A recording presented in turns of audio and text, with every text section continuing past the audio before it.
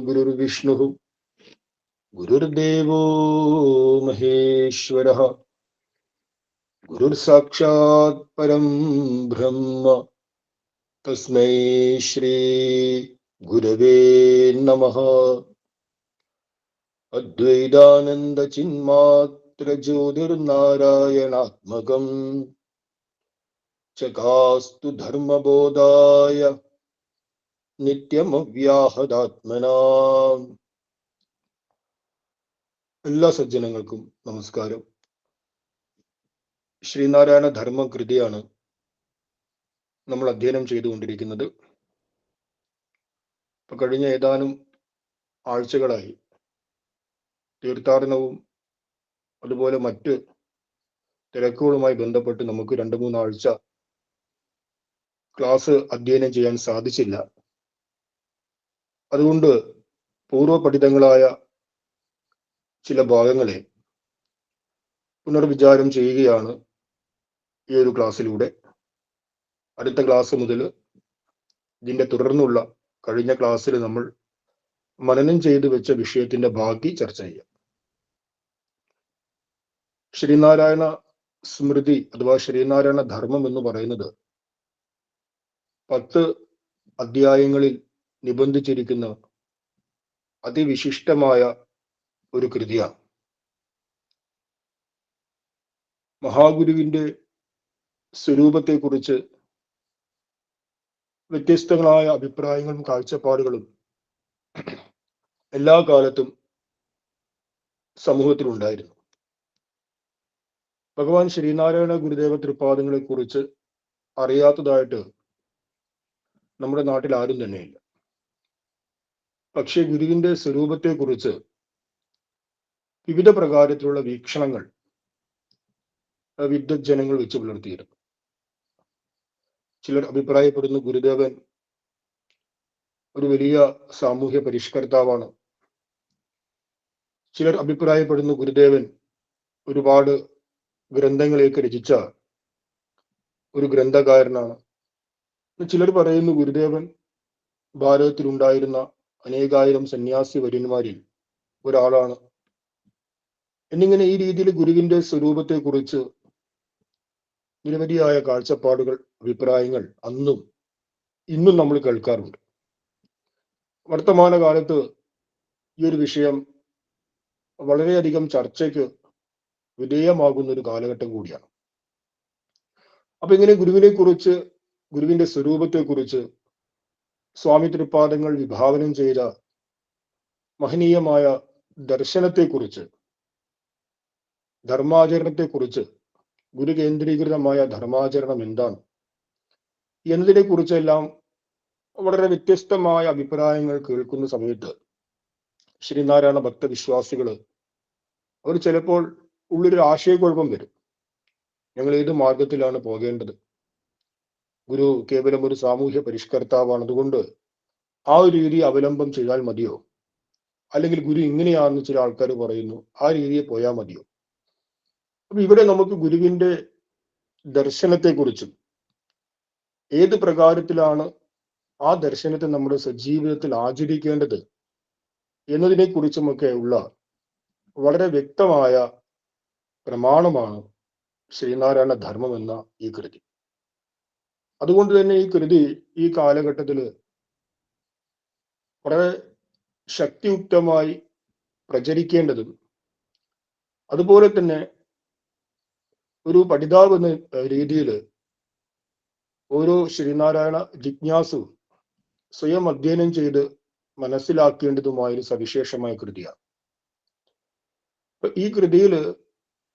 ഈ കൃതിയിലൂടെ നമ്മൾ സഞ്ചരിക്കുമ്പോൾ നമുക്ക് മനസ്സിലാക്കാവുന്ന കാര്യം, വളരെ ശ്രേഷ്ഠമായ രീതിയിൽ തന്നെ ഗുരുവിന്റെ സ്വരൂപത്തെയും സ്വാമി തൃപാദങ്ങളുടെ മൗലികമായ ദർശനത്തെയും, ഇവിടെ സ്വാമി തൃപാദങ്ങളുടെ മൗലികമായ ദർശനം എന്ന പ്രയോഗത്തിൽ മൗലികമായ എന്ന വാക്ക് ഏറെ ശ്രദ്ധിക്കേണ്ടതാണ്. കാരണം ഭാരതത്തില് ഒരുപാട് ഋഷിവര്യന്മാര് അവതാരം ചെയ്തിട്ടുണ്ട്, ഒരുപാട് മഹാത്മാക്കൾ ഉണ്ടായിട്ടുണ്ട്. അവരെല്ലാം തന്നെ ലോകത്തിന് നന്മ പകരുന്ന വലിയ വലിയ കാഴ്ചപ്പാടുകൾ സംഭാവന നൽകിയിട്ടുണ്ട്.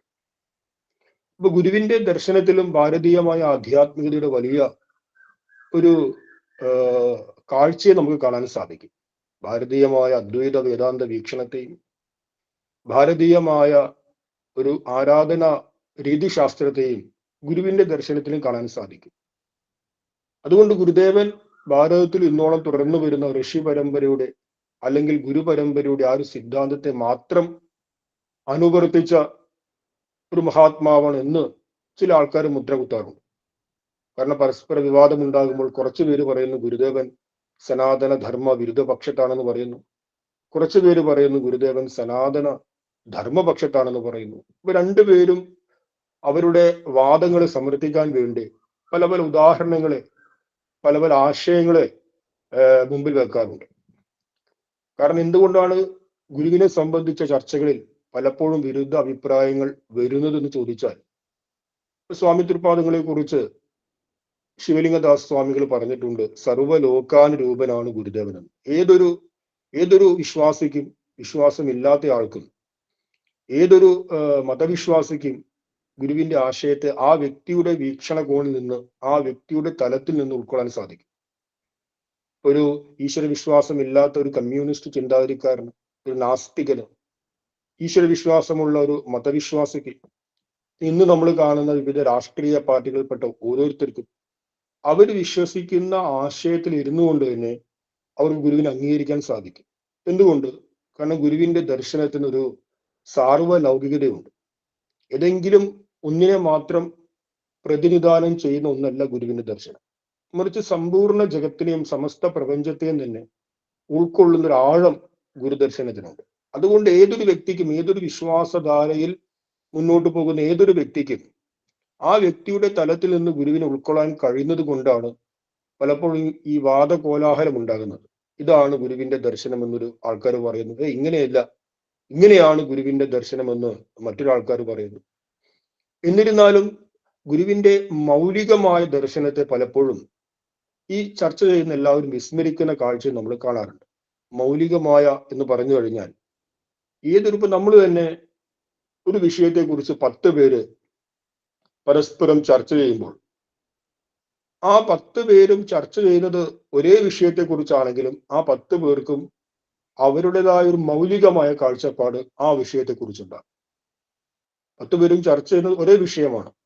മാത്രമല്ല ഒരേ ദിശയിൽ ഒരേ കാഴ്ചപ്പാടോടുകൂടിയാണ് അവർ ചർച്ച ചെയ്യുന്നത്. അവർ 10 പേരും ആ വിഷയത്തിൽ അഭിപ്രായ ഐക്യമുള്ളവരാണ്. എങ്കിൽ കൂടിയും ഓരോ വ്യക്തിയും ആ വിഷയത്തെ ചിന്തിക്കുന്നത് ആ വ്യക്തിയുടെ മൗലികമായ തലത്തിലാണ്. ആ വ്യക്തിയുടേതായ ഒരു മൗലികത അതിലുണ്ടാകും.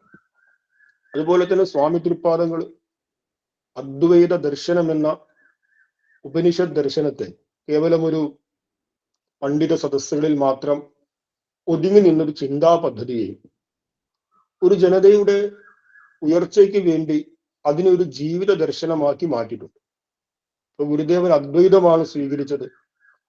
അതുകൊണ്ട് ഇതിനു മുമ്പുള്ള ശങ്കരാചാര്യ സ്വാമികളെ പോലെയുള്ള അദ്വൈതികൾ, ആ അദ്വൈതികളുടെ പരമ്പരയിലാണ് ഗുരുവും വരുന്നത് എന്നാണ് പലപ്പോഴും സനാതന ധർമ്മത്തെ അംഗീകരിക്കുന്ന ആളുകൾ ഗുരുവിനെ സമർത്ഥിക്കാൻ ശ്രമിക്കാറുള്ളത്.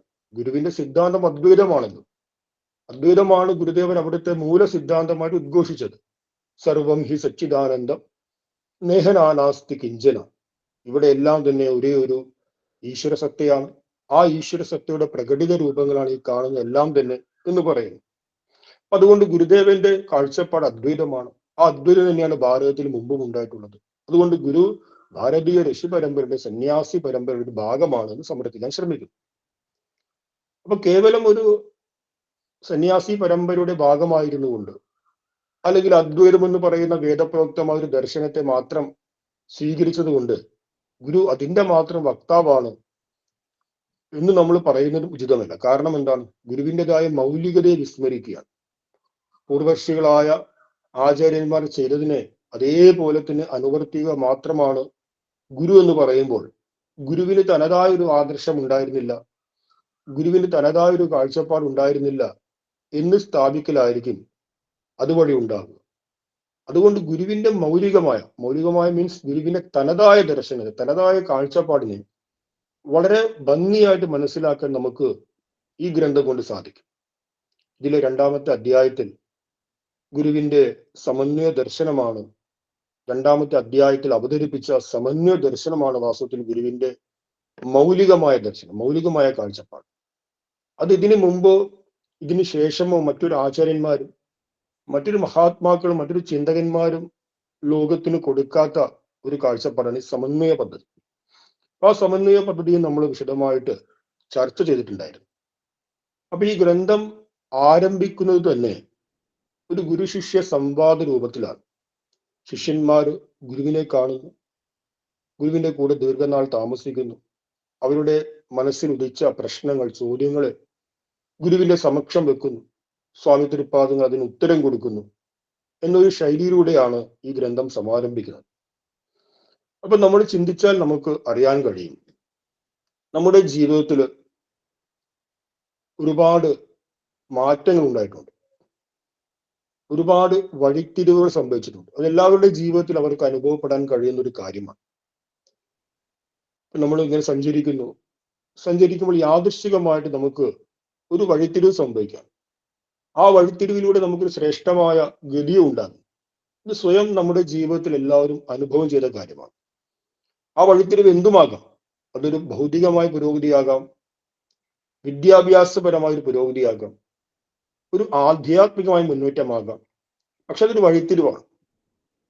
പക്ഷെ ഈ വഴിത്തിരിവിന് ഹേതുവായത് ഏതെങ്കിലും ഒരു വ്യക്തിയായിരിക്കും, ഏതെങ്കിലും ഒരു വ്യക്തിയുടെ സാന്നിധ്യം, അല്ലെങ്കിൽ ഏതെങ്കിലും ഒരു വ്യക്തിയുടെ ചിന്തകൾ, കാഴ്ചപ്പാടുകൾ, അത് നമ്മിൽ പ്രേരണ ചെലുത്തി ആ പ്രേരണയിലൂടെയാണ് നമുക്ക് നമ്മുടെ ജീവിതത്തിൽ വലിയൊരു വഴിത്തിരിവ് വന്നത്. ആചാര്യസ്വാമികള് വിവേക ചൂടാമണി എന്നൊരു കൃതിയില് ഒരു മഹത്തായ ഒരു ആശയം പറയുന്നുണ്ട്. ഈ ലോകത്തിൽ വളരെ ദുർലഭമായി ലഭിക്കുന്ന 3 വസ്തുക്കളുണ്ട് എന്ന് പറയുന്നു. 1 മനുഷ്യത്വമാണ്, 2 മുമുക്ഷുത്വമാണ്, 3 മഹാപുരുഷ സംശ്രയത്വമാണ്. മഹാപുരുഷന്മാരുമായിട്ട്, മഹാത്മാക്കളുമായിട്ടുള്ള സാന്നിധ്യമാണ്. മനുഷ്യത്വം എന്ന് പറയുന്നത് വളരെ ദുർലഭമായി ലഭിക്കുന്ന ഒരു സാധനമാണ്. ഈ ലോകത്ത് അനേകായിരം പ്രാണിവർഗങ്ങളുണ്ട്. നമുക്ക് കാണാൻ പറ്റാത്ത തരത്തിലുള്ള അതിസൂക്ഷ്മങ്ങളായ കോടാനുകോടി ജീവികളുണ്ട്, എണ്ണിയാൽ ഒടുങ്ങാത്ത ജീവികൾ.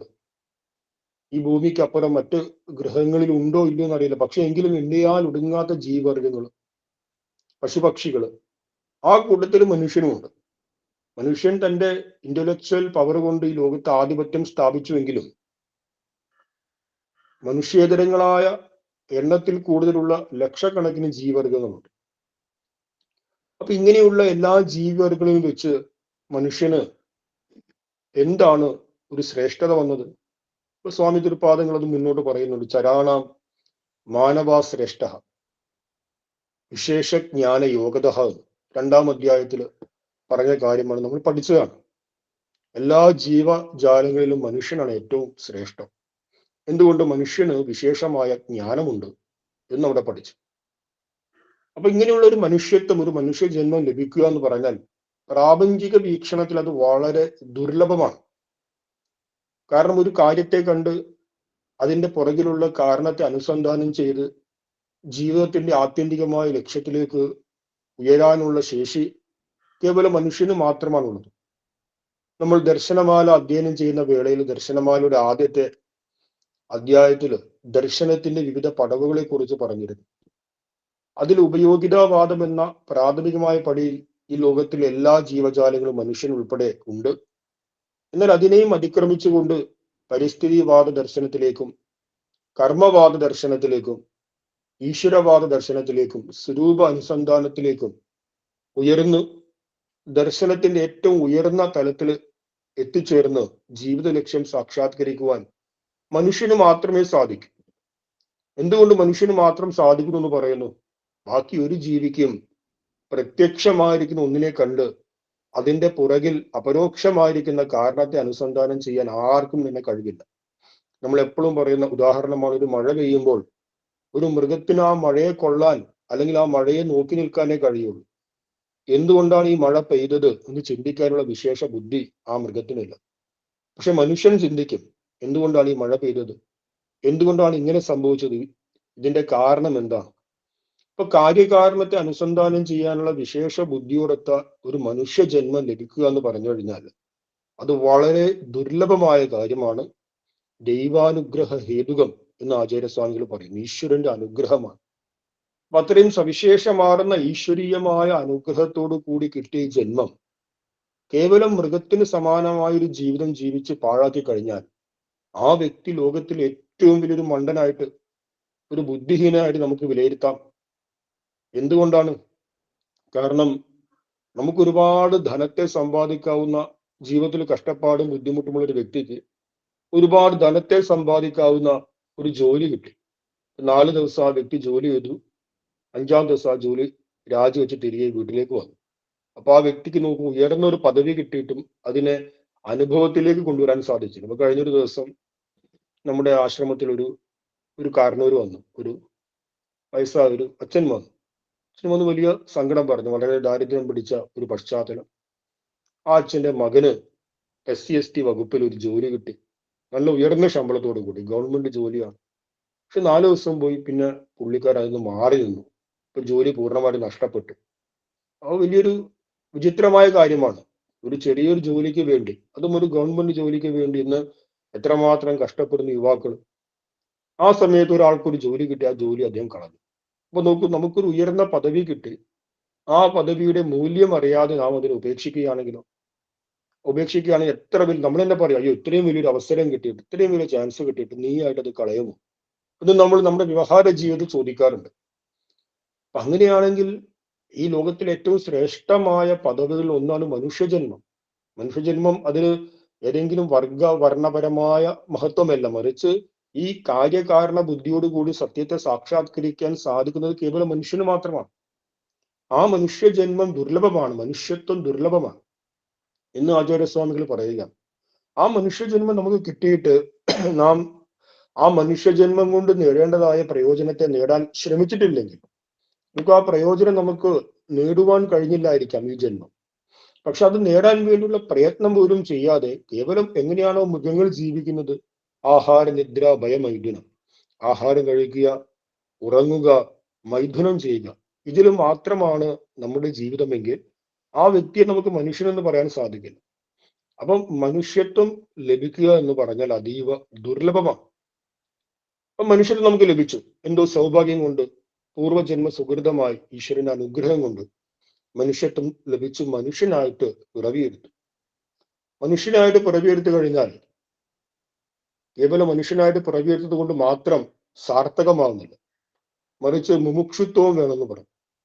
എന്താണ് മുമുക്ഷുത്വം? മുമുക്ഷുത്വം മീൻസ് ഈ ജീവിതത്തിന്റെ യഥാർത്ഥമായ ഉദ്ദേശത്തെ തിരിച്ചറിഞ്ഞ് ആ ഉദ്ദേശത്തെ നേടുവാൻ വേണ്ടി തന്റെ ജീവിതത്തെ ക്രമീകരിക്കുക എന്നതിനെയാണ് മുമുക്ഷുത്വം എന്ന് പറയുന്നത്. ഈ ജീവിതത്തിന് പ്രത്യേകിച്ച് യാതൊരു ഉദ്ദേശവുമില്ല, ഇതിങ്ങനെ ജനിച്ചുപോയി അതിനനുസരിച്ച് ജീവിക്കുന്നു എന്നത് ഒരു യഥാർത്ഥമായ ജീവിതമല്ല.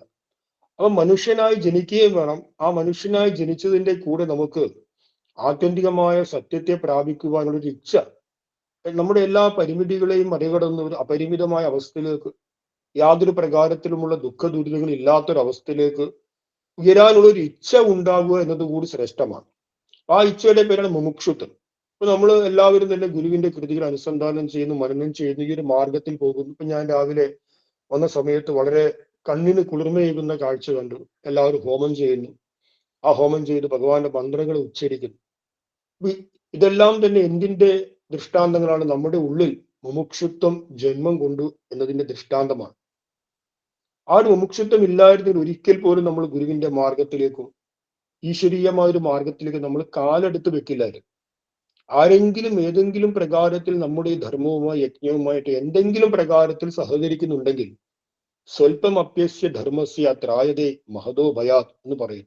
ഒരല്പം വിശാലമായ രീതിയിൽ സർവസ്വം ഉപേക്ഷിച്ച് ഒരു സന്യാസിയായിട്ട് മാറുക എന്നല്ല, മറിച്ച് ഏതെങ്കിലും പ്രകാരത്തിൽ ചെറുതായിട്ടെങ്കിലും ഈ ഒരു ധർമ്മ വ്യവസ്ഥിതിയോട് ഒന്ന് സഹകരിക്കുകയാണെങ്കിൽ, ഒന്ന് ചെറുതായിട്ടൊന്ന് സഹകരിക്കുകയാണെങ്കിൽ ആ വ്യക്തിയുടെ ഉള്ളിൽ മുമുക്ഷുത്വമുണ്ട്. മുമുക്ഷുത്വം ഇല്ലാത്ത, മുമുക്ഷുത്വം ജാഗ്രതമാകാത്ത, മുമുക്ഷുത്വം ജന്മം കൊള്ളാത്ത ഒരു വ്യക്തിക്കും ഗുരുവിന്റെ മാർഗത്തിൽ വരാൻ സാധിക്കില്ല. നമ്മുടെ കൊച്ചു കുഞ്ഞുങ്ങള് അവര് ശ്രീനാരായണ പരമഗുരുവെ നമഃ എന്ന മന്ത്രം അർത്ഥമറിഞ്ഞോ അർത്ഥമറിയാതെയോ ചൊല്ലുന്നുണ്ടെങ്കിൽ പോലും അവരുടെ ഉള്ളിൽ മുമുക്ഷുത്വം ജാഗൃതമായിട്ടുണ്ട്. അതുകൊണ്ട് മനുഷ്യത്വവും ലഭിച്ചു, മുമുക്ഷുത്വവും ലഭിച്ചു. ഈ രണ്ട് മഹാസൗഭാഗ്യങ്ങൾ നമ്മെ അനുഗ്രഹിച്ചു. അപ്പൊ ആചാര്യസ്വാമികൾ പറയുകയാണ്, ഏറ്റവും വലിയ സൗഭാഗ്യം എന്താണ്? മഹാപുരുഷ സംശ്രയത്വമാണ്. ഒരു മഹാത്മാവിന്റെ സാന്നിധ്യം അനുഭവിക്കുക, ഒരു മഹാത്മാവിന്റെ സന്നിധി അനുഭവിക്കുക എന്ന് പറഞ്ഞു കഴിഞ്ഞാൽ അതിലും വലിയൊരു സൗഭാഗ്യം നമുക്ക് ലഭിക്കാനില്ല. കാരണം ആ സന്നിധിയിലൂടെ മാത്രമേ ഈ പറയുന്ന ചക്രം പൂർണ്ണമാവുകയുള്ളൂ. ഏത് ചക്രം? ജീവിതത്തിന്റെ ഏറ്റവും ഉയർന്ന ലക്ഷ്യത്തെ നേടിയെടുക്കാനുള്ള മനുഷ്യജന്മം ലഭിക്കുക. ആ മനുഷ്യൻ ജന്മം ലഭിച്ചതിന് ശേഷവും നമ്മുടെ ഉള്ളിൽ മുമുക്ഷുത്വം ജാഗൃതമാകുക. ആ ചക്രം പൂർണ്ണമാകണമെങ്കിൽ, ആ ലക്ഷ്യം നേടിയെടുക്കണമെങ്കിൽ ഒരു മഹാത്മാവിന്റെ സാന്നിധ്യം, സന്നിധി നാം അനുഭവിക്കണം. മഹാത്മാവിന്റെ സാന്നിധ്യം ഇല്ലാതെ ഒന്നും തന്നെ നമുക്ക് ചെയ്യാൻ സാധിക്കും. നോക്കൂ, ബംഗാളിലെ കഴിഞ്ഞ ജനുവരി 12 വിവേകാനന്ദ സ്വാമികളുടെ ജയന്തിയായിരുന്നു. ബംഗാളിലെ തെരുവോരങ്ങളിൽ അലഞ്ഞു നടന്ന ഒരു യുവാവ്, ആ യുവാവ് ഗദാധരൻ എന്ന് പറയുന്ന ഒരു പൂജകൻ, ഒരു പൂജാരിയുമായിട്ട് കണ്ടുമുട്ടിയതോടുകൂടി ലോകം അറിയപ്പെടുന്ന ഒരു ആത്മീയ ആചാര്യനായിട്ട് മാറുകയാണ്. ഗദാധരൻ എന്ന് പറഞ്ഞാൽ രാമകൃഷ്ണദേവൻ. അങ്ങനെ ഏതൊരു വ്യക്തിയുടെ ജീവിതം നോക്കൂ. ആലുവയ്ക്ക് അടുത്തുള്ള തായിക്കാട്ടുകര എന്നുള്ള സ്ഥലം, തായിക്കാട്ടുകര. ആ തായിക്കാട്ടുകരയിൽ ജനിച്ച വേലു എന്ന് പറയുന്ന ഒരു സാധാരണക്കാരൻ, ഒരു കൊലപാതകയായിട്ട് സമൂഹം മൊത്തം അവജ്ഞയോടുകൂടി ദൂരെ അകറ്റിക്കളഞ്ഞ ആ ഒരു കൊലപാതകി സ്വാമി തൃപ്പാദങ്ങളുടെ സാന്നിധ്യം കൊണ്ട്, സന്നിധി കൊണ്ട് ഋഷി വാൽമീകി എന്ന പേരിൽ വലിയ ഒരു സിദ്ധപുരുഷനായി, മഹാത്മാവായിട്ട് തീർന്നു. ശ്രുതാനാം ശുദ്ധിഹേതവേ. ഒരു മഹാത്മാവിന്റെ സാന്നിധ്യം ഒരു വ്യക്തിയെ അടിമുടി മാറ്റുന്നു. ആ വ്യക്തിയുടെ ജീവിതത്തിന്റെ ദിശയെ തന്നെ മാറ്റുന്നു എന്നത് സുനിശ്ചിതമാണ്. അതാണ് ഞാൻ ആമുഖമായിട്ട് പറഞ്ഞത്. നമ്മുടെ ജീവിതത്തിൽ ഏതെങ്കിലും ഒക്കെ ഒരു പരിവർത്തനം ഉണ്ടായിട്ടുണ്ടെങ്കിൽ ആ പരിവർത്തനത്തിന്റെ പുറകിൽ ഒരു വ്യക്തിയുടെ അദൃശ്യമായ ഒരു സാന്നിധ്യമുണ്ട്, ഗുരുവിന്റെ അദൃശ്യമായ ഒരു സാന്നിധ്യമുണ്ട്. ആ സാന്നിധ്യം നമുക്ക് ചിലപ്പോൾ നേരിട്ട് അറിയാൻ സാധിക്കണമെന്നില്ല. എങ്കിൽ കൂടിയും ആ സാന്നിധ്യത്തിന്റെ ഫലമായിട്ടാണ് നമ്മുടെ ജീവിതത്തിൽ ക്രിയാത്മകമായ ഒരു പുരോഗതി ഉണ്ടാകുന്നത്. ഈ മഹാപുരുഷ സംശ്രയത്തെയാണ്, ഈ മഹാപുരുഷ സംശ്രയത്വം എന്ന ജീവിതത്തിന്റെ മൂന്നാമത്തെ അനുഗ്രഹം. 3 അനുഗ്രഹങ്ങളിൽ ഒന്നാമത്തെ അനുഗ്രഹമാണ് മനുഷ്യത്വം, രണ്ടാമത്തെ അനുഗ്രഹമാണ് മുമുക്ഷുത്വം, മൂന്നാമത്തെ അനുഗ്രഹമാണ് മഹാപുരുഷ സംശ്രയത്വം. ഈ മഹാപുരുഷ സംശ്രയത്വത്തെയാണ് എന്ത് പറയുന്നത്? ഗുരൂപസക്തി എന്ന് പറയുന്നത്. ആ ഗുരൂപസക്തിയാണ് ഇവിടെ ഗുരുദേവൻ ഈ കൃതിയിൽ ഗുരുവർണ്ണന എന്ന 1-ാമത്തെ അധ്യായത്തിലെ ഭാഗത്തിലൂടെ വരച്ചു കാണിക്കുന്നത്. ഇപ്പൊ ഗുരുവർണ്ണന നമ്മൾ പഠിച്ചു, ശിഷ്യന്മാര് ഗുരുവിന്റെ സമീപം ചെല്ലുകയാണ്. അപ്പൊ ആ ഗുരു എപ്രകാരമുള്ളതായിരിക്കണം, ആ ഗുരു എപ്രകാരമുള്ളതാണ് എന്നത് ഗുരു പറയുകയാണ്. 6 പ്രകാരത്തിലുള്ള ലക്ഷണങ്ങൾ ആ ഗുരുവിനുണ്ട്. സുഖാസീനനാണ്, വളരെ സുഖത്തോടു കൂടി സ്വസ്ഥമായിട്ടിരിക്കുന്നു. യാതൊരു പ്രകാരത്തിലുള്ള അസ്വസ്ഥതകളും ഗുരുവിനില്ല. എത്ര വലിയ കർമ്മ മേഖലയിൽ വ്യവഹരിച്ചു കഴിഞ്ഞാൽ നമ്മളെല്ലാവരും ഒരു കുടുംബം സംരക്ഷിക്കാൻ പെടാപ്പാടുപെടും. ഓരോരോ സന്യാസിവര്യന്മാരും സന്യാസ ശ്രേഷ്ഠന്മാരും വലിയ വലിയ ആശ്രമങ്ങളെ പരിപാലിക്കും. 100 കണക്കിന് 1000 അന്തേവാസികളുള്ള ആശ്രമത്തെ പരിപാലിക്കും.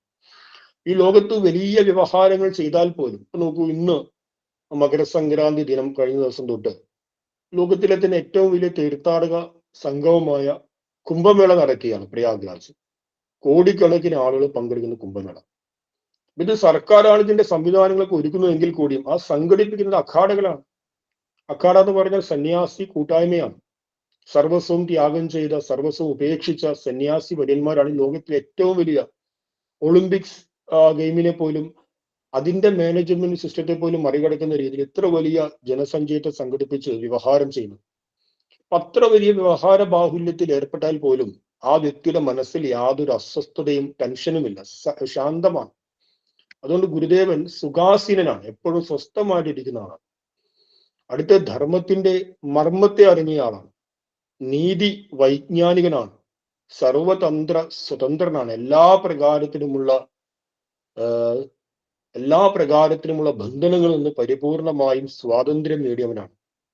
മാത്രമല്ല മനസ്സ് ബ്രഹ്മത്തിൽ ലയിച്ചു ചേർത്തവനാണ്. ബ്രഹ്മനിർലീന മാനസൻ. അപാരമായ കാരുണ്യമുണ്ട് ഗുരുവിൽ. അതുകൊണ്ട് ഗുരുവിനെ ലോകക്ഷേമ പരൻ എന്ന് പറയും. ഈ 6 ലക്ഷണങ്ങളോട് കൂടിയ ഗുരുദേവ തൃപ്പാദങ്ങളെ സമീപിച്ചു. ആര് സമീപിച്ചു? ബോധാനന്ദ മുഖ ശിഷ്യാഹ എന്ന് പറയുന്നു. ബോധാനന്ദൻ തുടങ്ങിയ ശിഷ്യന്മാരെ സമീപിച്ചു. അപ്പൊ അവിടെ ഗുരുദേവൻ ശിഷ്യന്റെ ലക്ഷണമായിട്ട് വരച്ചു കാണിക്കുന്നു. ധർമ്മ അപേക്ഷണം ചെയ്യുന്ന ആളാണ് ശിഷ്യൻ. 1-ാമത്തെ അധ്യായത്തിലെ 13-ാമത്തെ ശ്ലോകം അതിൽ പറയുന്നു ധർമ്മ അപേക്ഷണ തത്പര എന്ന് പറയും. ഈ ലോകത്ത് നമ്മൾ പലതും കാണുവാൻ ആഗ്രഹിക്കുന്നുണ്ട്. പക്ഷെ ഒരു ശിഷ്യൻ എന്തിനെ കാണുവാൻ ആഗ്രഹിക്കുന്നു? ധർമ്മത്തെ കാണുവാൻ ആഗ്രഹിക്കുന്നു. അപേക്ഷണം ചെയ്യുക എന്ന് പറഞ്ഞാൽ കാണുക എന്നർത്ഥം. അപ്പൊ ശിഷ്യന്റെ ലക്ഷണമാണ് ധർമ്മ അപേക്ഷണം. ധർമ്മത്തെ അപേക്ഷണം ചെയ്യാൻ ആഗ്രഹിക്കുന്ന ആളാണ് ശിഷ്യൻ. അപ്പൊ ആ ധർമ്മത്തെ എപ്രകാരമാണ് ധർമ്മത്തെ കണ്ട് സ്വായത്തമാക്കുവാൻ സാധിക്കുക? അത് ഗുരുദേവൻ പറയുന്നു 3 പ്രകാരത്തിലുള്ള കർത്തവ്യങ്ങളുണ്ട്. ശിഷ്യന്റെ 3 പ്രകാരത്തിലുള്ള കർത്തവ്യമാണ് ഉപാഗമനം, പ്രണിപാതം, അന്വയുഞ്ചത. ഉപാഗമ്യ പ്രണിപത്യ അന്വയുഞ്ചത എന്ന് 1-ാമത്തെ അധ്യായത്തില് അവസാന ശ്ലോകത്തിൽ ഗുരു പറയുന്നു. ഉപാഗമ്യ എന്ന് പറയുമ്പോൾ ഉപഗമനം എന്നർത്ഥം, എത്തിച്ചേരുക. നമുക്ക് ഏതൊരു വിദ്യയെയും ഏതൊരു അറിവിനെയും മനസ്സിലാക്കണമെങ്കിൽ ആ അറിവ് പ്രദാനം ചെയ്യുന്ന ആ വ്യക്തിയുടെ സന്നിധിയിലേക്ക് നമ്മൾ എത്തിച്ചേരണം. ആ സന്നിധിയിലേക്ക് എത്തിച്ചേരാൻ കുറച്ച് കഷ്ടപ്പാടാണ്. നമ്മൾ ഇന്നത്തെ കാലത്ത് തന്നെ ഭൗതികമായ ഒരു വിദ്യാഭ്യാസം നേടുവാൻ നമ്മുടെ സുഹൃത്തുക്കളും ബന്ധുക്കളും മിത്രങ്ങളും എല്ലാവരെയും നമ്മുടെ ജീവിതത്തിന്റെ നമ്മുടേതായ ഒരു സുരക്ഷിത സ്ഥാനമുണ്ട് നമ്മുടെ നാട്ടിൽ. അതിനെല്ലാം നമ്മൾ ത്യാഗം ചെയ്ത് വിദേശ രാജ്യങ്ങളിലേക്ക് പോകും. എന്തുകൊണ്ട്? അറിവിനെ നേടിയെടുക്കാൻ. അപ്പൊ അറിവിനെ നേടിയെടുക്കണമെങ്കിൽ നമുക്കൊരു ത്യാഗബുദ്ധി അനിവാര്യമാണ്. ലോകത്തിലെ ഏറ്റവും ശ്രേഷ്ഠമായ ഒരു ദർശനത്തെ, ഒരു കാഴ്ചപ്പാടിനെ സ്വായത്തമാക്കണമെങ്കിൽ ബാഹ്യമായിരിക്കുന്ന മറ്റു കാര്യങ്ങളിൽ തൽക്കാലം മാറ്റിവെച്ച് ഒരു ഗുരുനാഥന്റെ സന്നിധിയിലേക്ക് എത്തണം. ആ സന്നിധിയിലേക്ക് എത്തണമെങ്കിൽ ത്യാഗബുദ്ധി വേണം. ഒന്നിനെയും മാറ്റിവെക്കാൻ തയ്യാറല്ലാത്ത, നമ്മുടെ സമയത്തെ പോലും അല്പം പോലും മാറ്റിവെക്കാൻ തയ്യാറല്ലാത്ത ഒരാൾക്കും തന്നെ ഗുരുവിന്റെ സന്നിധിയെ പ്രാപിക്കാൻ സാധിക്കും. അപ്പൊ ഈ ത്യാഗബുദ്ധിയെ കാണിക്കുവാനാണ് ഉപാഗമനം എന്നത് ശിഷ്യന്റെ കർത്തവ്യമായിട്ട് പറഞ്ഞിട്ടുള്ളത്. അപ്പൊ ഏതൊരു ശിഷ്യന്റെയും പ്രഥമ കർത്തവ്യമാണ് ത്യാഗബുദ്ധി. ആ ത്യാഗബുദ്ധി ഉണ്ടെങ്കിൽ ഗുരുവിന്റെ സന്നിധിയിലേക്ക് നമുക്ക് എത്താൻ ഗമിക്കുവാൻ സാധിക്കുകയുള്ളൂ. ഉപാഗമനമാണ് 1-ാമത്തെ ലക്ഷണം. 2-ാമത്തെ ലക്ഷണമാണ് പ്രണിപാതനം. ഗുരുവിന്റെ ദർശനം നാം പഠിച്ച് അധ്യയനം ചെയ്ത് മുന്നോട്ട് വരുമ്പോൾ നമ്മുടെ ഉള്ളിൽ ഒരു അഹംബോധം ചിലപ്പോൾ ഉണ്ടായേക്കാം. കാരണം എന്താണ്? കാരണം ആ ഒരു ദർശനത്തിന് വലിയ നമ്മുടെ വ്യക്തിത്വത്തെ വലിയ രീതിയിൽ കരുത്തുണ്ടാക്കുവാനുള്ള കഴിവുണ്ട്. നമ്മൾ കുറെ പഠിക്കുമ്പോൾ ലോകത്ത് മറ്റ് ആർക്കും ലഭ്യമാകാത്തൊരു വീക്ഷണം, കാഴ്ചപ്പാട് നമുക്ക് ലഭിക്കുന്നു. അത് ലഭിക്കുന്നത് കൊണ്ട് നമുക്ക് മറ്റുള്ളവരോട് പുച്ഛഭാവം വരും. ഞാൻ എന്തോ ഒരു വലിയ അറിവുള്ളവനാണ്, പൂജ്യ സ്വാമിജി. എന്താണ് പൂജ്യ സ്വാമി എന്ന് പറഞ്ഞാൽ? ബിഗ് സീറോ എന്നർത്ഥം. അപ്പൊ നമ്മൾ എന്തോ വലിയ സംഭവമാണ് എന്നുള്ളൊരു അഹംബോധം നമ്മൾ ദൃഢമാവുകയാണെങ്കിൽ നമ്മൾ എല്ലാത്തിനും വിമർശിക്കാൻ തുടങ്ങും. ആരെന്ത് ചെയ്താലും. ഇപ്പൊ ഹോമം ചെയ്താൽ ഹോമത്തിന് വിമർശിക്കും, ഹോമം ചെയ്തില്ലെങ്കിൽ അതിനെ വിമർശിക്കും, ഇങ്ങോട്ട് പോയാൽ അതിനെ വിമർശിക്കും. ഗുരു അങ്ങനെയാണ് പറഞ്ഞത്, ഗുരു ഇങ്ങനെയാണ് പറഞ്ഞത്, അത് ഗുരുമാർഗമല്ല, ഇത് ഗുരുമാർഗമാണ്. അപ്പൊ നമ്മൾ ആരാണ് ഗുരുമാർഗം അതാണ്, ഗുരുമാർഗം ഇതാണ് നിശ്ചയിക്കാൻ? ഗുരു പറഞ്ഞിരിക്കുന്ന നിർദ്ദേശങ്ങളെ പൂർണ്ണമായിട്ടും ജീവിതത്തിൽ പകർത്തിയിട്ടാണോ നാം മറ്റുള്ളതിനെ വിമർശിക്കുന്നത്? അപ്പൊ നിങ്ങൾ എന്തിനാണ് ഹോമം ചെയ്യുന്നതെന്ന് പറഞ്ഞ ചില ആൾക്കാർ, നിങ്ങൾ എന്തിനു ഹോമം ചെയ്യുന്നു? ഗുരു അങ്ങനെ പറഞ്ഞിട്ടുണ്ട്. വീണ്ടും സവർണ ബ്രാഹ്മണ്യതയെ നിങ്ങൾ കൊണ്ടുവരുന്നു, അങ്ങനെ ഹോമം ചെയ്യാൻ പാടില്ല. ഗുരു ഹോമത്തിന്റെ കാര്യം മാത്രമല്ലല്ലോ പറഞ്ഞത്, ഗുരു ഒരുപാട് കാര്യങ്ങൾ പറഞ്ഞിട്ടുണ്ട്. ശവക്കരി കഴിക്കരുതെന്ന് പറഞ്ഞിട്ടുണ്ട്. അപ്പൊ നമുക്ക് നമ്മുടെ കരുത്തില്ലായ്മ കൊണ്ട് ഗുരു പറഞ്ഞ വചനങ്ങളെ പൂർണ്ണമായിട്ടും സ്വന്തം ജീവിതത്തിൽ പാലിക്കാൻ കഴിയുന്നില്ല. അങ്ങനെ പാലിക്കാൻ കഴിയാത്തത് കൊണ്ട് നമ്മൾ മോശക്കാരൊന്നുമല്ല. പക്ഷെ നമ്മുടെ ജീവിതത്തിൽ നാം മറ്റുള്ളവരോട് നിങ്ങൾ ഗുരു പറഞ്ഞ പ്രകാരമെല്ലാം നടക്കുന്നു എന്ന് പറയുമ്പോൾ നമ്മുടെ ജീവിതത്തിൽ ഗുരു പറഞ്ഞ പ്രകാരം നാം എത്രമാത്രം നടന്നു എന്നുള്ള ചോദിച്ചില്ല. അപ്പൊ സ്വന്തം ജീവിതത്തിൽ ഈ ഉയർന്ന ദർശനത്തെ പൂർണ്ണമായ രീതിയിൽ കൊണ്ടുവരാൻ ആർക്കും തന്നെ കഴിയില്ല. അത് സന്യാസിയായാലും ഗൃഹസ്ഥനായാലും ഗുരുവിന്റെ ദർശനത്തെ അതേപോലെ പകർത്തുക എന്ന് പറഞ്ഞാൽ അസാധ്യമാണ്, വളരെ പ്രയാസമാണ്. അതുകൊണ്ട് തന്നെ നാം എന്ത് വേണം? ഈ അറിവിനെ സ്വായത്തമാക്കുന്തോറും വിനയഭാവം നമ്മുടെ ഉള്ളിൽ ഉണ്ടാകും. വിനയഭാവം ഉള്ള ഒരാളിൽ മാത്രമേ ഈ അറിവ് വരികയുള്ളൂ. കാരണം അറിവ് ഒരു നദിയെ പോലെ ഒഴുകുന്ന ഒരു വ്യവസ്ഥിതിയാണ്. നദി എങ്ങനെയാണ് ഒഴുകുന്നത്? ഉയർന്ന പ്രദേശത്തേക്ക് നദി ഒഴുകില്ല. ഉയർന്ന പ്രദേശത്ത് നിന്നും താഴ്ന്ന നിലകളിലേക്കാണ് നദി ഒഴുകുന്നത്, ജലധാര സംഭവിക്കുന്നത്. അതേപോലെ തന്നെ നമ്മുടെ ഉള്ളിൽ താഴ്മയും വിനയവും ഉണ്ടാകുമ്പോൾ മാത്രമേ അനാദികാലം മുതൽ തുടർന്നു വരുന്ന അറിവിന്റെ ആ പ്രവാഹം നമ്മുടെ ഉള്ളിലേക്ക് ഉറക്കുകയുള്ളൂ. അപ്പൊ ആ വിനയത്തെ കാണിക്കുവാൻ വേണ്ടി ശിഷ്യന്റെ ലക്ഷണമായിട്ട് ആചാര്യന്മാർ പറയുന്നു, ഗുരുദേവൻ പറയുന്നു പ്രണിപാതനം, നമസ്കാരം ചെയ്യാനുള്ള ഒരു മനോഭാവം. നമസ്കാരം ചെയ്യുക എന്ന് പറഞ്ഞാൽ നമ്മൾ ഉടനെ ഓടിച്ചെന്ന് കാലിൽ വീഴുക എന്നുള്ളത് മാത്രമല്ല അർത്ഥം, മറിച്ച് ഈ അറിവിനെ സ്വീകരിക്കാൻ അഹങ്കാരരഹിതമായ ഒരു മനസ്സിനെ, വിനയാന്വിതമായ ഒരു മനസ്സിനെ രൂപപ്പെടുത്തുന്നു. അപ്പൊ വിനയമാണ് പ്രണിപാതനം എന്ന വാക്കിലൂടെ മനസ്സിലാക്കേണ്ടത്. അടുത്തതാണ് അന്വയുഞ്ചത. അന്വയുഞ്ചത എന്ന് പറഞ്ഞാൽ ചോദ്യം ചോദിക്കാൻ അർത്ഥം. ഇപ്പോ ഗുരുവിന്റെ കൂടെ കുറച്ചു കാലം വസിച്ചു കഴിഞ്ഞാൽ നമ്മൾ ദീർഘകാലം അങ്ങനെ വസിക്കുക മാത്രമല്ല, മറിച്ച് നാം ഏതൊരു ഉദ്ദേശത്തിലാണ് ഗുരുവിന്റെ സന്നിധിയെ പ്രാപിച്ചത്, ആ ഒരു ഉദ്ദേശത്തെ ഗുരുവിന്റെ മുമ്പിൽ ഉണർത്തിക്കണം. അതിനെയാണ് അന്വയുഞ്ചത എന്ന വാക്കിലൂടെ മനസ്സിലാക്കേണ്ടത്. നമ്മൾ ഈ വിഷയം എടുക്കുന്ന സമയത്ത് പറഞ്ഞിരുന്നു, ചോദിക്കുക എന്നുള്ളതിന് ഒരുപാട് സംസ്കൃത പദങ്ങളുണ്ട്. പൃച്ഛേദ് എന്ന് ചോദിക്കാം. പൃച്ഛേദ് എന്ന് പറഞ്ഞാൽ ചോദിക്കാൻ അർത്ഥം. അങ്ങനെ ഒരുപാട് പദങ്ങളുണ്ട്. ആ ഒരുപാട് പദങ്ങളുടെ കൂട്ടത്തിൽ വളരെ അപൂർവമായൊരു പര്യായ പദമാണ് അന്വയുഞ്ചത. അതെന്തുകൊണ്ടാണ് ഇവിടെ പ്രയോഗിച്ചത്? അന്വയുഞ്ചത വാക്കിന്റെ അർത്ഥം യുജുദാതിൽ നിന്നുള്ള വാക്കുണ്ടായിരിക്കുന്നത്. അതായത് നാം ചോദിക്കാൻ ആഗ്രഹിക്കുന്ന, ഗുരുവിന്റെ സന്നിധിയിൽ ചോദിക്കാൻ ആഗ്രഹിക്കുന്ന ചോദ്യങ്ങൾ, ആ ചോദ്യങ്ങൾക്ക് നമുക്ക് ഉത്തരം ലഭിക്കുന്നു. ആ ലഭിച്ച ഉത്തരവും നമ്മുടെ ജീവിതവും ഒന്നായിട്ട് മാറണം, കൂടിച്ചേരണം. അതുകൊണ്ടാണ് ഈ യുജുധാതുവിന്റെ അർത്ഥം കൂടിച്ചേരുക എന്നാണ്. ഇപ്പൊ യോഗം എന്ന ശബ്ദം ഉണ്ടായിരിക്കുന്നത് യുജുധാതുവിൽ നിന്നാണ്. എന്താണ് യോഗം? കൂടിച്ചേരുക, ഒന്നായി തീരുക. അപ്പൊ നമുക്ക് ലഭിച്ച ഉത്തരവും നമ്മുടെ ജീവിതവുമായിട്ട് യാതൊരു ചേർച്ചയില്ലെങ്കിലും നമ്മൾ ഗുരുവിനോട് ചോദ്യങ്ങൾ ചോദിച്ചു, ആ ചോദ്യങ്ങൾക്ക് ഉത്തരം ലഭിച്ചു, പക്ഷെ ആ ഉത്തരവും നമ്മുടെ ജീവിതവുമായിട്ട് യാതൊരു ബന്ധവുമില്ല. അതുകൊണ്ട് ചോദ്യങ്ങളുടെ ഉത്തരവും നമ്മുടെ ജീവിതവുമായുള്ള ബന്ധത്തെ കൂടി സൂചിപ്പിക്കുവാനാണ് അന്വയുഞ്ചത എന്ന വാക്ക് പ്രയോഗിച്ചിട്ടുള്ളത്. ബ്രഹ്മവിദ്യാ പഞ്ചകത്തില് സ്വാമി തൃപ്പാദങ്ങളുടെ, അല്ലെങ്കിൽ അവിടെ ഒരു ഗുരുവിന്റെ അടുത്തേക്ക് ഒരു ശിഷ്യൻ പോവുകയും 2 ചോദ്യങ്ങൾ ചോദിച്ച കാര്യം നമ്മൾ പഠിച്ചതാണ്. എന്തൊക്കെയായിരുന്നു 2 ചോദ്യങ്ങൾ? അഹം കഹ, ഇദം ജഗത് കുതഃ. ഈ 2 ചോദ്യങ്ങൾക്കും ഗുരുദേവൻ ഉത്തരം കൊടുത്തു. ഞാൻ ആര് എന്ന് ചോദിച്ചതിന് നീ പൂർണ്ണൻ തന്നെ എന്ന് പറഞ്ഞു. ത്വം ബ്രഹ്മ ഹി എന്നവിടെ ഗുരുനാഥൻ പറയുന്നു. അപ്പൊ പൂർണ്ണൻ തന്നെ എന്ന ഉത്തരം ഗുരു കൊടുത്തു. പക്ഷെ ആ പൂർണ്ണത നമ്മുടെ വ്യക്തിഗതമായ ജീവിതത്തിൽ അനുഭവപ്പെടുന്നില്ല. നാം ആ ഉത്തരം ചോദിച്ചു, ഞാൻ ആര്? ഗുരു പറഞ്ഞു, നീ പൂർണ്ണ സ്വരൂപനായ ബ്രഹ്മമാണ്. നാം അതിനെ കേട്ടു. പക്ഷെ നമ്മുടെ ജീവിതത്തിൽ ഇപ്പോഴും അപൂർണത മാത്രമേ ഉള്ളൂ. അപ്പൊ അവിടെ അന്വയുഞ്ചത ആകുന്നില്ല, കൂടിച്ചേരുന്നില്ല. ഉത്തരങ്ങൾ സ്വജീവിതവുമായിട്ട് കൂടിച്ചേരുന്നില്ല. ഉത്തരങ്ങൾ സ്വജീവിതവുമായിട്ട് കൂടിച്ചേരുക എന്നത് കൂടി നമുക്ക് മനസ്സിലാക്കാം. അപ്പൊ ശിഷ്യന്റെ ലക്ഷണമാണ് ശിഷ്യൻ ധർമ്മ അപേക്ഷകനായിരിക്കണം. ശിഷ്യന്റെ കർത്തവ്യമാണ് ശിഷ്യൻ ഗുരുവിന്റെ സമീപം ചെല്ലണം, വിനയാന്വിതനായി ഗുരുസേവയിൽ മുഴുകണം, ഒടുവിൽ ഗുരുവിനോട് പ്രശ്നങ്ങൾ, ചോദ്യങ്ങൾ ഉന്നയിക്കണം. അപ്പൊ ഇതാണ് അറിവിനെ സ്വായത്തമാക്കാനുള്ള വഴി, അതിന്റെ സാമ്പ്രദായികമായ വഴി എന്നത് ഈ ഗ്രന്ഥത്തിലൂടെ നമുക്ക് മനസ്സിലാക്കാൻ സാധിക്കും. 2ാമത്തെ അധ്യായത്തിൽ ഗുരുദേവൻ ധർമ്മത്തെക്കുറിച്ചും ഗുരുവിന്റെ മൗലികമായ ദർശനത്തെക്കുറിച്ചും പ്രതിപാദിക്കുന്നുണ്ട്.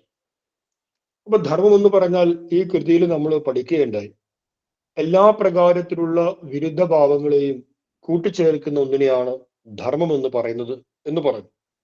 ഈ ലോകത്തിൽ വൈരുദ്ധ്യങ്ങൾ, പ്രാപഞ്ചികമായ വൈരുദ്ധ്യങ്ങളുമുണ്ട്, മനുഷ്യനുണ്ടാക്കിയ വൈരുദ്ധ്യങ്ങളുമുണ്ട് എന്ന് പറഞ്ഞു. പ്രാപഞ്ചികമായ വൈരുദ്ധ്യങ്ങളെ കൂട്ടിച്ചേർക്കുവാൻ ഒരു മനുഷ്യനും സാധിക്കില്ല. കാരണം എന്താണ്? മനുഷ്യന്റെ പരിധിക്ക് അപ്പുറത്താണ്. ഈ പ്രപഞ്ചത്തിലെ വൈരുദ്ധ്യങ്ങൾ അത് വൈരുദ്ധ്യങ്ങളായി നിലനിൽക്കുമ്പോൾ തന്നെ അവയ്ക്കിടയിൽ ഒരു ചേർച്ച ഉണ്ടാകണം. ചേർച്ച ഉണ്ടായില്ലെങ്കിലോ, കാരണം വൈരുദ്ധ്യങ്ങൾ എപ്പോഴും പരസ്പരം സംഘർഷത്തിൽ ഏർപ്പെടും. ജലം അഗ്നിയെ തണുപ്പിക്കാൻ നോക്കും. അത് 2 പേരും എന്താണ്? വൈരുദ്ധ്യങ്ങളാണ്. അതേപോലെ വൈരുദ്ധ്യങ്ങളായ എപ്പോഴും പരസ്പരം ഏറ്റുമുട്ടും. ഈ പ്രപഞ്ചമാകെ വൈരുദ്ധ്യങ്ങളാണ്. ഇവയുടെ പരസ്പരം ഏറ്റുമുട്ടലിലൂടെ എന്ത് സംഭവിക്കുന്നു? പ്രാപഞ്ചികമായ താളം നഷ്ടപ്പെടുന്നു, പ്രപഞ്ചം തന്നെ ഇല്ലാതായിട്ട് മാറും.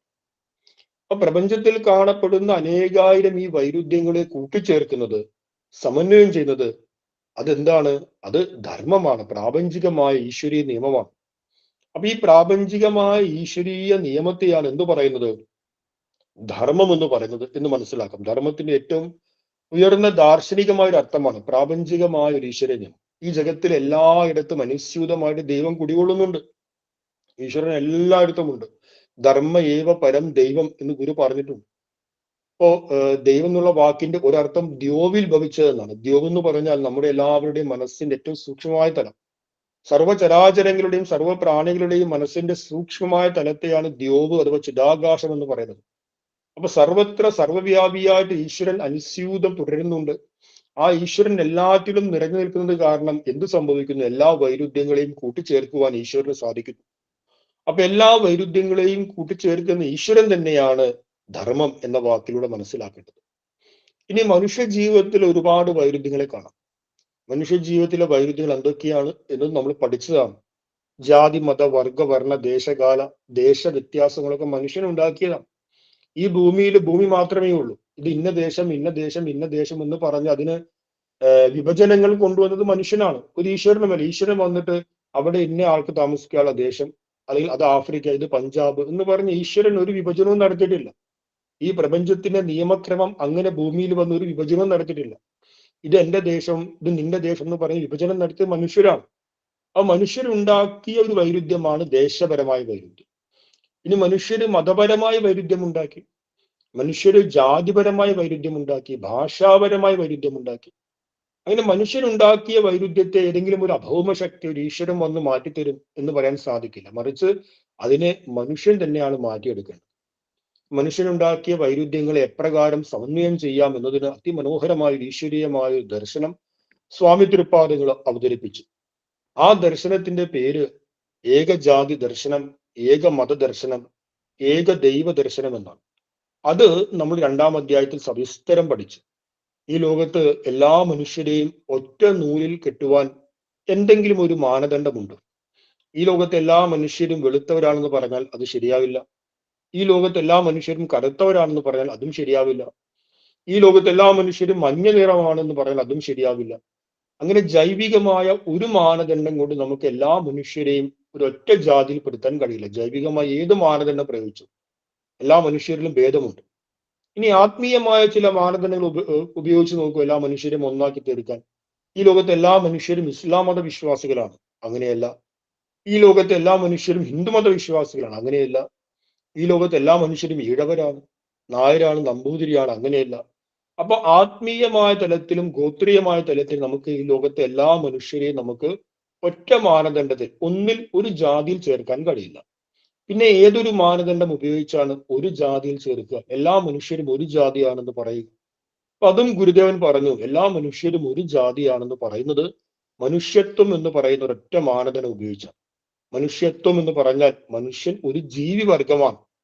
മനുഷ്യൻ ഒരു ജീവി വർഗമാണെന്ന് പറയുമ്പോൾ ആഫ്രിക്കയിലുള്ള മനുഷ്യനും ജപ്പാനിലുള്ള മനുഷ്യനും ഏഷ്യയിലുള്ള മനുഷ്യനും എല്ലാ പ്രദേശത്തുമുള്ള മനുഷ്യനും ഒറ്റ ജാതിയായിട്ട് മാറും. അങ്ങനെ മനുഷ്യത്വം എന്ന് പറയുന്ന ആ മാനദണ്ഡത്തിലൂടെ മുഴുവൻ മനുഷ്യരും ഏകജാതിയാണെന്ന് പ്രസ്താവിച്ച ഒരേ ഒരു ഗുരുനാഥൻ, ഒരേ ഒരു മഹാത്മാവ്, ഒരേ ഒരു ആചാര്യൻ, അത് സ്വാമി തിരുപ്പാദങ്ങൾ മാത്രമാണ്. ബാക്കി ഏതൊരു ദർശനം നമ്മൾ പഠിച്ചു നോക്കൂ. ചില ദർശനത്തിൽ മനുഷ്യനെ മുതലാളിയും തൊഴിലാളിയുമായിട്ട് മാറ്റിയിരിക്കുന്നു. ചില ദർശനത്തിൽ മനുഷ്യനെ വിശ്വാസിയും അവിശ്വാസിയുമായിട്ട് മാറ്റിയിരിക്കുന്നു. അവിശ്വാസികളെ കൊന്നുകളയണം എന്ന് പറയുന്നു, വിശ്വാസിയും അവിശ്വാസിയും. ചില ദർശനത്തിൽ മനുഷ്യനെ ബ്രാഹ്മണൻ, ക്ഷത്രിയൻ, വൈശ്യൻ, ശൂദ്രൻ അങ്ങനെ 100,000 മാറ്റിയിരിക്കുന്നു. സ്വാമി തിരുപ്പാദകൾ മാത്രമാണ് മനുഷ്യത്വം എന്ന മാനദണ്ഡം ഉപയോഗിച്ച് ഈ ലോകത്തിലെ സർവ്വ മനുഷ്യരും ഏകജാതിയാണെന്ന മഹനീയമായൊരു കാഴ്ചപ്പാടിനെ പ്രസ്താവിച്ചത്. ഗുരുവിന്റെ ഈ ദർശനത്തിൽ എന്ത് പറയുന്നു? ഏകജാതി ദർശനം എന്ന് പറയും. അതും നമ്മൾ പഠിച്ചു. ഇനി അടുത്തതാണ് ഏക മത ദർശനം. ഈ ലോകത്ത് അനേകം മതങ്ങളുണ്ട്. ഒരു മതമാകുവതിനുരപ്പതെല്ലാവരും ഇതുവാദികൾ ആരും ഓർക്കുകയില്ല, പരമതവാദമൊഴിഞ്ഞ പണ്ഡിതന്മാർ അറിയും ഇതിന്റെ രഹസ്യം ഇങ്ങ ശേഷം എന്ന് ഗുരു പറയുന്നു. എല്ലാ മതങ്ങളും പറയുന്നു എന്റെ മതമാണ് ശ്രേഷ്ഠമെന്ന് പറയുന്നു. അങ്ങനെ എന്റെ മതമാണ് ശ്രേഷ്ഠമെന്ന് പറഞ്ഞ് മതങ്ങൾ തമ്മിൽ കലഹത്തിൽ ഏർപ്പെടും. അങ്ങനെ എല്ലാ മതങ്ങളിലും കാണുന്ന ഈ വൈരുദ്ധ്യ ഭാവങ്ങൾ എങ്ങനെയാണ് സമന്വയം ചെയ്യാൻ സാധിക്കുക? ചില മതങ്ങൾ പറയുന്നു വൈരുദ്ധ്യങ്ങൾ ഇല്ലായ്മ ചെയ്യണമെങ്കിൽ എനിക്ക് വിരുദ്ധമായിരിക്കുന്ന എല്ലാ മതങ്ങളെയും ഇല്ലാതാക്കിയാൽ മതി. എന്റെ മതത്തെ മാത്രം വ്യാപിപ്പിച്ചു കഴിഞ്ഞാൽ പിന്നെ മതവൈരുദ്ധ്യം ഇല്ലല്ലോ. എനിക്ക് വിരുദ്ധമായിരിക്കുന്ന, എന്റെ മതവിശ്വാസത്തിന് വിരുദ്ധമായിരിക്കുന്ന എല്ലാ മതങ്ങളെയും ഇല്ലാതാക്കണം എന്നും ചിലർ പറയുന്നു.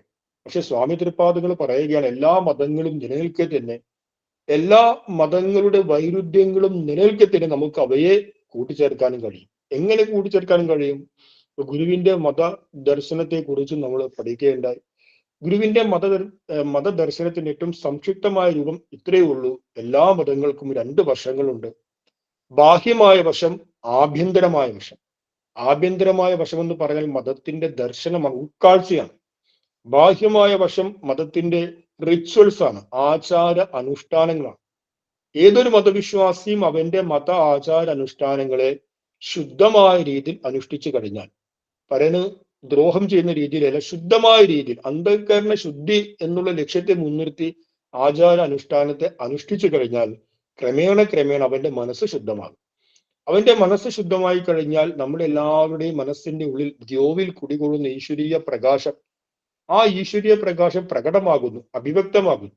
ഒരു ഇസ്ലാം അവന്റെ മതവിശ്വാസത്തെ, മത അനുഷ്ഠാനത്തെ ശുദ്ധമായിട്ട്, മറ്റൊരാൾക്കും ദ്രോഹമില്ലാത്ത രീതിയിൽ ശുദ്ധമായിട്ട് അനുഷ്ഠിച്ചു കഴിഞ്ഞാൽ, ഒരു ഹൈന്ദവൻ മറ്റൊരാൾക്കും ദ്രോഹമില്ലാത്ത രീതിയിൽ ശുദ്ധമായി അനുഷ്ഠിച്ചു കഴിഞ്ഞാൽ, ഏത് മതവിശ്വാസിയും ആ മതവിശ്വാസത്തെ ശുദ്ധമായിട്ട് അനുഷ്ഠിച്ചു കഴിഞ്ഞാൽ അവന്റെ എല്ലാം മനസ്സ് നിർമ്മലമാകും. നിർമ്മലമായ മനസ്സിന്റെ ഉള്ളിൽ, എല്ലാവരുടെ ഉള്ളിൽ കുടികൊള്ളുന്ന ഈശ്വരൻ സ്വാഭാവികമായിട്ട് പ്രകടമാകും. അപ്പൊ നമ്മൾ അതിന് ഒരു ഉദാഹരണം നമ്മൾ പഠിച്ചിരുന്നു മനസ്സിലാക്കാൻ വേണ്ടി. ഒരു കണ്ണാടിക്കൂടിന്റെ ഉള്ളിൽ ജ്വലിക്കുന്ന ദീപം, ആ ദീപനാളത്തിൽ നിന്ന് ഉയരുന്ന പുക കാരണം ആ കണ്ണാടിക്കൂടിന്റെ ഉൾവശം കരിപിടിച്ചു. അപ്പൊ കരിപിടിച്ച കാരണം പുറമേ നോക്കിയാൽ ആ ദീപത്തെ കാണാൻ കഴിയുന്നില്ല, ദീപം ഉള്ളിൽ പ്രോജ്വലിക്കുന്നുണ്ട്. അപ്പൊ എന്ത് വേണം? ഒരു തുണിയെടുത്ത് കണ്ണാടിക്കൂടിന്റെ ഉൾവശം വൃത്തിയാക്കണം. വൃത്തിയാക്കി കഴിഞ്ഞാൽ നമ്മൾ പുറമേ നിന്ന് നോക്കുമ്പോൾ എന്ത് സംഭവിക്കുന്നു? നല്ല ആ കണ്ണാടിക്കൂടിന്റെ ഉള്ളിൽ ദീപം പ്രോജ്വലിക്കുന്നതായിട്ട് നമുക്ക് അനുഭവപ്പെടും. ദീപം ഇവിടെ നേരത്തെ കത്തിക്കൊണ്ടിരിക്കുന്നുണ്ട്, ദീപത്തിന്റെ പ്രകാശം കൂടിയതല്ല, മറിച്ച് ആ കണ്ണാടിക്കൂടിൽ പറ്റിയിരിക്കുന്ന അഴുക്കുകളെ നമ്മൾ ഇല്ലാതാക്കി. അതേപോലെ നമ്മുടെ മനസ്സ്, നമ്മുടെ അന്ധകരണത്തിൽ പറ്റിയിരിക്കുന്ന മാലിന്യങ്ങളെ അനുഷ്ഠാനത്തിലൂടെ, ആചാരത്തിലൂടെ നമ്മൾ ഇല്ലാതാക്കുന്ന വേളയിൽ നമ്മുടെ മനസ്സ് നിർമ്മലമായിട്ട് തീരും. ആ നിർമ്മലമായ മനസ്സിൽ നേരത്തെ കുടികൊള്ളുന്ന ഈശ്വരീയ പ്രകാശം വീണ്ടും തെളിയുന്നു. ആ വ്യക്തി അനുഭവിക്കുന്ന ഈശ്വരീയത ഏകമാണ്. ഒരു ഇസ്ലാം അവന്റെ അനുഷ്ഠാനത്തിലൂടെ അന്ധകരണം ശുദ്ധമാക്കിയാൽ ആ ഇസ്ലാം മതവിശ്വാസി അനുഭവിക്കുന്ന ഈശ്വരീയ അനുഭൂതി ഏകമാണ്. ഒരു ഹിന്ദു മതവിശ്വാസി അനുഭവിക്കുന്ന ഈശ്വരീയ അനുഭൂതി ഏകമാണ്. ഏത് വിശ്വാസിയും അനുഭവിക്കുന്ന ഈശ്വരീയ അനുഭൂതി ഏകമാണ്. അനുഭൂതിക്ക് വ്യത്യാസമില്ല. വീണ്ടും ഒരു ഉദാഹരണം നമ്മൾ ചിന്തിച്ചതാണ്. തീർത്തും വ്യത്യസ്തമായ മേഖലയിൽ ജോലി ചെയ്യുന്ന 10 പേര് ഒരുമിച്ച് ഉറങ്ങുന്നു കരുതുക. ആ ഒരുമിച്ച് ഉറങ്ങുന്നത് വരെ ഒരാൾ വലിയ പണക്കാരനായിരിക്കാം, ഒരാള് വലിയ സാഹിത്യകാരനായിരിക്കാം, ഒരാൾ സുന്ദരനായിരിക്കാം, ഒരാൾ വിരൂപമുള്ളവരായിരിക്കാം, ഒരാൾ പാമരനായിരിക്കാം, ഒരാൾ പണ്ഡിതനായിരിക്കാം. പക്ഷെ ആ ഗാഠനിദ്രയെ പുലി കഴിഞ്ഞാൽ ഈ ഗാഠനിദ്രയുടെ അനുഭൂതി എല്ലാവരിലും ഏകമാണ്. മുകേഷ് അംബാനിയുടെ ഗാഠനിദ്ര വളരെ ശ്രേഷ്ഠമായിരിക്കും എന്നുണ്ടോ? മുകേഷ് അംബാനിക്ക് ഇത്രയും കോടാനുകൂടി ആസ്തിയുണ്ട്, അതുകൊണ്ട് അദ്ദേഹത്തിന്റെ ഗാഠനിദ്ര എത്ര ഗംഭീരമായിരിക്കും എന്ന് ആർക്കെങ്കിലും പറയാൻ സാധിക്കുമോ? ഒരു തെരുവിൽ ഉറങ്ങുന്ന വ്യക്തിയും അല്ലെങ്കിൽ ഒരു വലിയ രാജകൊട്ടാരത്തിൽ വസിക്കുന്ന രാജാവും ഗാഠനിദ്ര എന്ന് പറയുന്ന അനുഭൂതി ഏകമാണ്. ആ അനുഭൂതിയിൽ ഒരു മാറ്റവും ഇല്ല. ഈ ഗാഠനിദ്രയെ പോലും ഈശ്വരനായിട്ട് പറയുന്നു, യാ ദേവി സർവഭൂതേഷു നിദ്രാരൂപേണ സംസ്ഥിത നമസ്തസ്യേ നമസ്തസ്യേ നമസ്തസ്യേ നമോ നമഃ എന്ന് പറയുന്നു. അല്ലയോ ജനനി, അല്ലയോ ദേവി, അങ്ങ് എല്ലാ പ്രാണികളിലും നിദ്രാരൂപത്തിൽ കുടികൊള്ളുന്നു. ആ ഗാഠനിദ്രയിൽ നമ്മൾ അനുഭവിക്കുന്ന ആ പരിമിതമായ ആനന്ദം പോലും എന്താണ്? അത് ദൈവിക സ്വരൂപമാണ്. ഞാൻ പറഞ്ഞു വന്നത്, വ്യവഹാര തലത്തിൽ വ്യത്യസ്തമായ ഭാവങ്ങളാണെങ്കിലും ഗാഠനിദ്രയിൽ എല്ലാവരുടെയും അനുഭൂതി എങ്ങനെയാണോ ഏകമാകുന്നത്, അതേപോലെ തന്നെ വ്യാവഹാരികമായിട്ട് നമ്മൾ പല മതവിശ്വാസത്തിൽ പോയി കഴിഞ്ഞാലും ആ മതവിശ്വാസത്തിന്റെ അനുഷ്ഠാനത്തിലൂടെ അന്ധകരണ ശുദ്ധി വന്ന് നാം അനുഭവിക്കുന്ന അനുഭൂതി ഏകമാണ്. ആ അനുഭൂതിയിൽ യാതൊരു മാറ്റവും ഇല്ല. ഇതാണ് ഗുരുവിന്റെ മതസമന്വയ ദർശനം. എത്ര ശ്രേഷ്ഠമാണത് നമുക്ക്. അതുകൊണ്ട് ഗുരുദേവൻ പറഞ്ഞിരിക്കുന്നു, ആധ്യാത്മികമായ മോക്ഷത്തിന് വേണ്ടി മതപരിവർത്തനം ആവശ്യമില്ല. കാരണം എല്ലാ മതങ്ങളിലും അന്ധകരണ ശുദ്ധിയുടെ വഴികളുണ്ട്.